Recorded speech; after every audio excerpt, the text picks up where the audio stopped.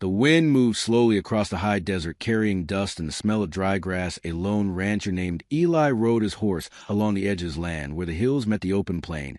He was a quiet man shaped by years of loss, and his days were simple and his nights were long. He believed silence taught a person how to listen. That afternoon, Eli noticed something strange near a dry creek bed at first. He thought it was a fallen animal, but then he saw movement slow and careful. He dismounted and approached with caution. His hand rested near his water pouch, not his rifle. When he came closer, he saw a young Apache girl injured and exhausted. Her clothes were torn by thorns, and traveler eyes were sharp with fear, but also filled with pain. She tried to rise, but her strength failed, and she fell back against the earth. Eli stepped back to give her space. He spoke softly, telling her he meant no harm. He had learned long ago that fear grew faster than trust. The girl watched every move he made. Her breathing was shallow, and her leg was badly hurt, twisted in a way that told Eli she had walked too far on it. She told him not to touch her, not to move her body. Her voice trembled not from anger, but from memories too heavy to carry. She had learned that help often came with a price. Eli nodded and removed his hat, placed it on the ground to show respect. He told her his name and said he would not force her. He offered water and set within her reach, then waited. Time passed with only the sound of wind and insects. The girl finally took the water. Her hand shook, but she drank. She said her name was Nita, and that she had been separated from her people during a long winter journey. Hunger, cold, and fear had chased her into the open land. She had kept moving, because stopping felt like giving up. Eli listened without interrupting. He saw more than an injured traveler. He saw courage worn thin by suffering. He explained that he knew a way to ease her pain and help her walk again, but only if she allowed it. He promised that nothing would be done without her trust. He would explain every step and stop if she wished. Nita studied his face, looking for lies. She saw lines of grief and patience. She asked why he would help someone who was not his own. Eli answered that pain did not belong to one tribe or one land. He said, when you help someone stand, you also remind yourself why you keep standing. Slowly, Nita agreed to let him help, but only if he kept his distance and spoke. Before every movement, Eli agreed. He used his shirt to make a sling and showed her how to support her leg without forcing it. He never touched her without warning. He never rushed her fear. As the sun lowered, Eli helped her onto his horse, carefully guiding, without lifting her body in ways that frightened her. He walked beside the horse the entire way to his ranch, so she would not feel alone. The journey was slow, but steady. When they reached the ranch, Eli prepared a small shelter near the barn, not inside his home. He believed safety sometimes meant space. He lit a fire and cooked simple food. He placed it near her and stepped away. That night, Nita slept for the first time in many days, not because her pain was gone, but because someone had shown her respect without demand. And as the stars filled the sky, Eli sat by the fence watching the horizon, knowing that sometimes the most powerful help begins with listening and ends with trust. Morning arrived quietly over the ranch. The light touched the land gently, as if it did not want to disturb what was healing. Nita woke to the sound of chickens and distant cattle. Her legs still ached, but the sharp pain had softened into something manageable. She sat up slowly, noticing a blanket placed nearby and water within reach. Eli was not close. He was working near the fence, giving her space, just as he promised. For a long moment, she only watched him. He moved without hurry, repairing with adjusting wire, tending to animals. His calm unsettled her more than anger ever, because she had grown used to danger, and sudden cruelty. Kindness felt unfamiliar and therefore suspicious. When Eli noticed she was awake, he raised his hand in greeting, but did not approach. He spoke from a distance, asking how her leg felt. She answered honestly, saying it still hurt, but she could feel warmth returning. He nodded and explained that pain often spoke before healing began. He said she wished he could prepare a simple remedy from herbs he used on injured animals, but only if she agreed. Nita hesitated, then agreed. She reminded him to explain everything before doing it. He promised again. He gathered herbs, crushed them carefully, and described what each one did, and why it would help. He placed a mixture near her, and showed her how to apply it herself, so his hands would not touch her skin. She followed his instructions, slowly concentrating on every movement. As she worked, she began to speak about her past. Without planning, she told him about her people, her family, and the long journey that had broken into fear and separation.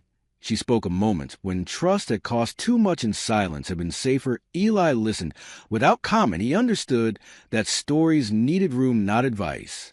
Later that day, Eli brought her food and asked if she felt strong enough to try standing. She said yes, but fear flickered across her face. He reassured her that they would move at her pace. He positioned a sturdy chair nearby and explained how she could shift her weight. Without spreading her legs or losing balance, he stayed turned away until she said she was ready. The effort was painful and slow, but she stood, her body trembled, but she did not fall.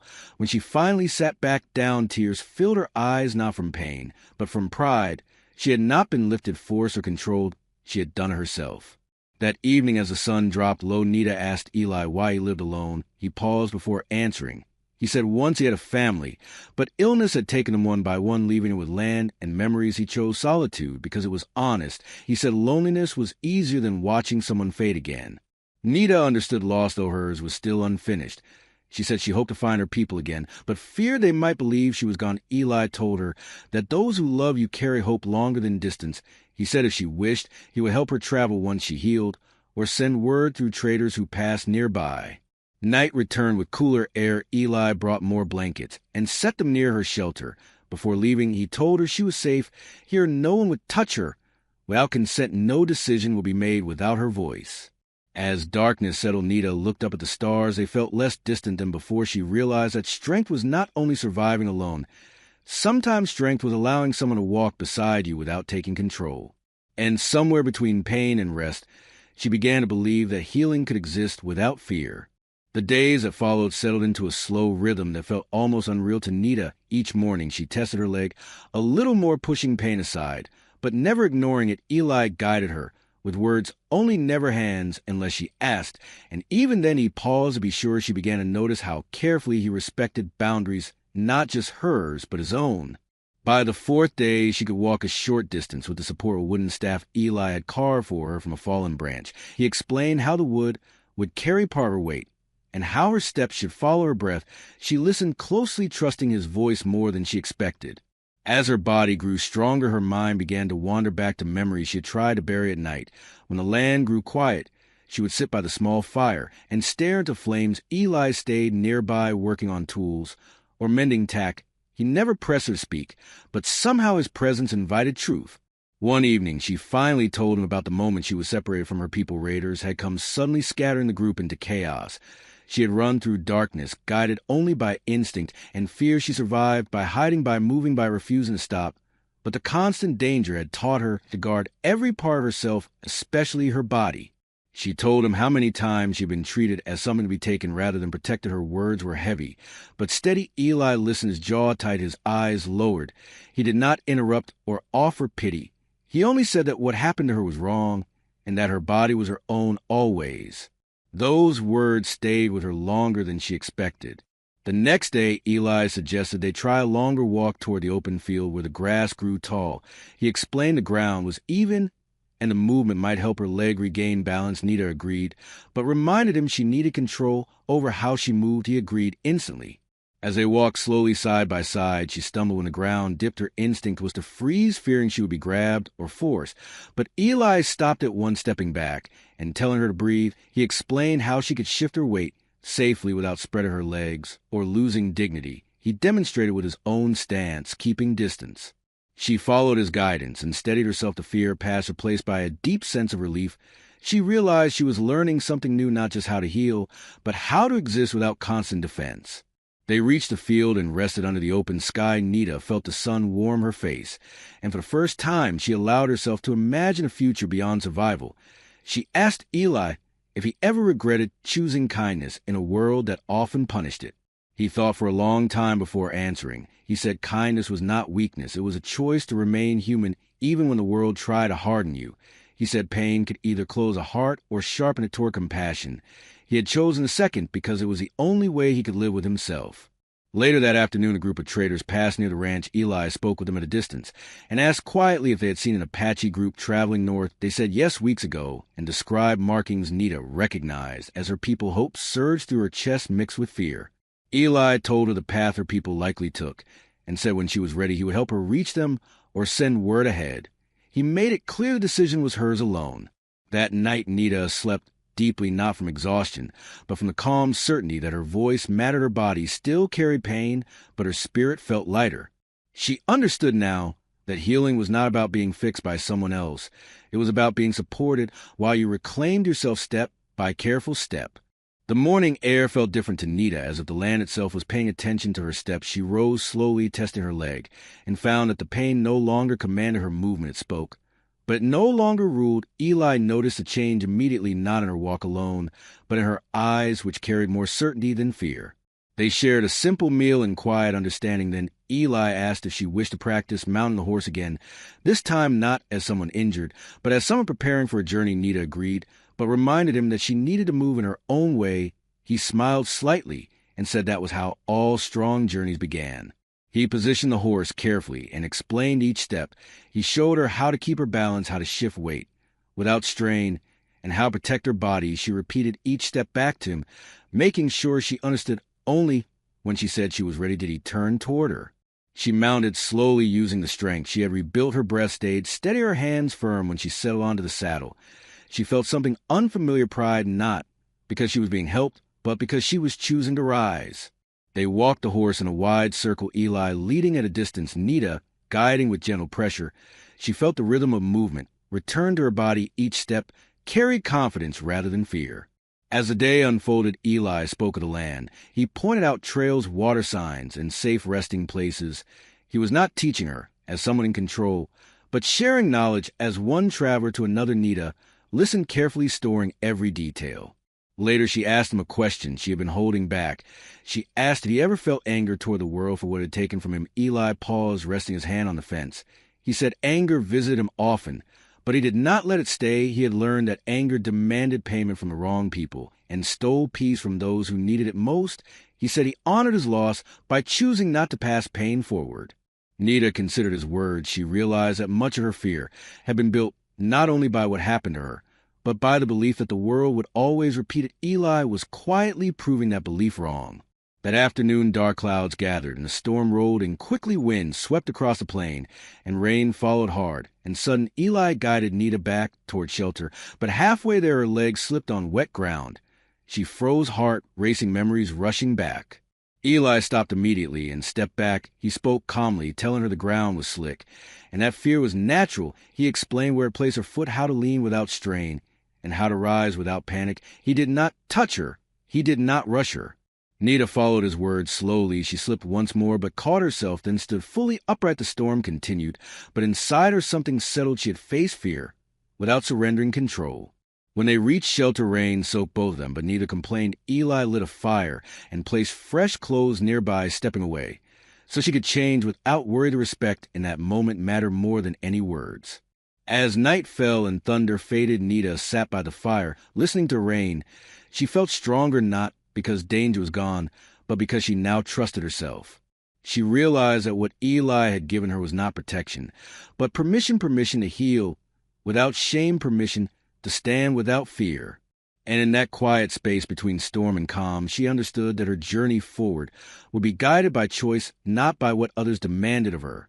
The storm passed, leaving the land washed clean and bright. Nita stepped outside the shelter the next morning and breathed deeply. The air felt lighter, and so did her heart. She tested her leg and found strength where weakness once lived. It was not perfect, but it was hers.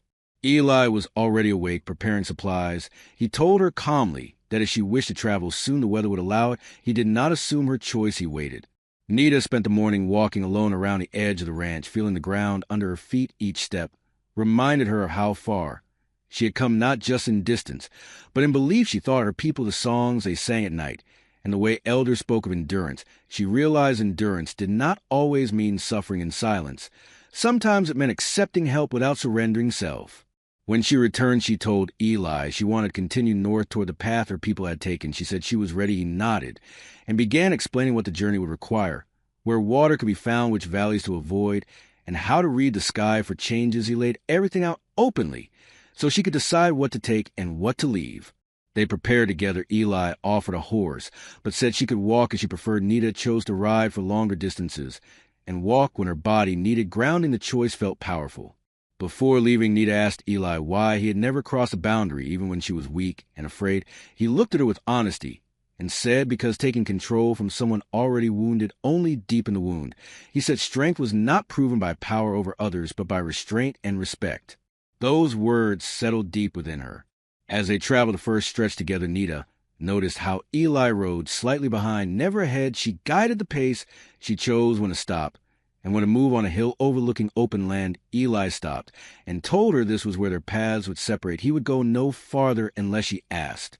Nita dismounted and stood facing the horizon. She felt fear, but it no longer owned her. She turned to Eli and thanked him not with tears or grand words, but with steady certainty. She told him that because of him she would return to her people whole, not just alive. Eli responded that she had always been whole. She had only needed space to remember it. They shared a final quiet moment. Then Eli handed her the wooden staff he had made. She took it knowing it carried not ownership but support. As Nita continued north alone, she felt each step echo with confidence. She no longer feared someone telling her how to move or where to place her body. She trusted her instinct again. Behind her, Eli watched until she disappeared into the land. He felt peace, not sadness. He knew that helping someone reclaim their path was a gift, not a loss. Nita walked forward, carrying more than supplies. She carried the knowledge that respect could exist even in harsh places, and that her voice would guide her future. The land opened before her, wide and uncertain, but she moved into it without hesitation, because healing had taught her one lasting truth. No one could claim her body, her choices, or her journey ever again. The journey north tested Nita in ways she had not expected. The land stretched wide and unforgiving, but she moved through it with patience rather than fear. Each morning she listened to her body and adjusted her pace. She rested when pain spoke and moved when strength answered. She remembered Ella's words about choosing movement rather than forcing it. At night she built small fires and watched the stars. She thought of her people and imagined their faces when they would see her again.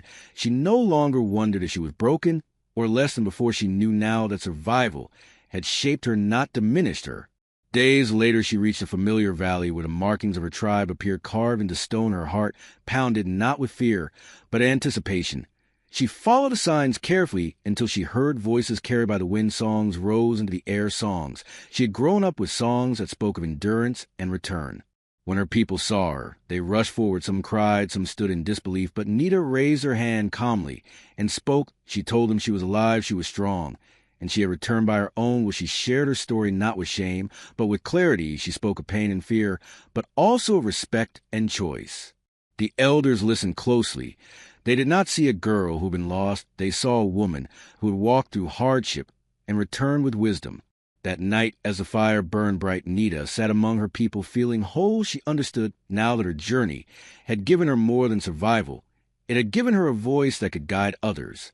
Far away, Eli continued his quiet life on the ranch. He did not know the details of her return, but he felt a calm certainty that she had found her way. He repaired fences, tended animals, and watched the land, as he always had, but something inside him felt lighter. He had learned that helping someone heal did not require saving them. It required standing back, trusting their strength, and honoring their choices. Seasons passed and stories traveled. Traders spoke an Apache woman who led with calm authority, who taught others that dignity was a form of strength. And sometimes they spoke a lone rancher who showed respect where others demanded control. Those stories never carried names, they carried lessons. Nita often thought of the moment she had asked someone not to move her body against her will, and how that moment had become the beginning of everything that followed. She taught the young ones that their bodies belonged to them, their voices mattered, and help should never come with fear. Under the open sky, she felt gratitude not for being rescued, but for being respected, and in that understanding her journey found its true ending, not in the place she returned to, but in the strength she carried forward for the rest of her life.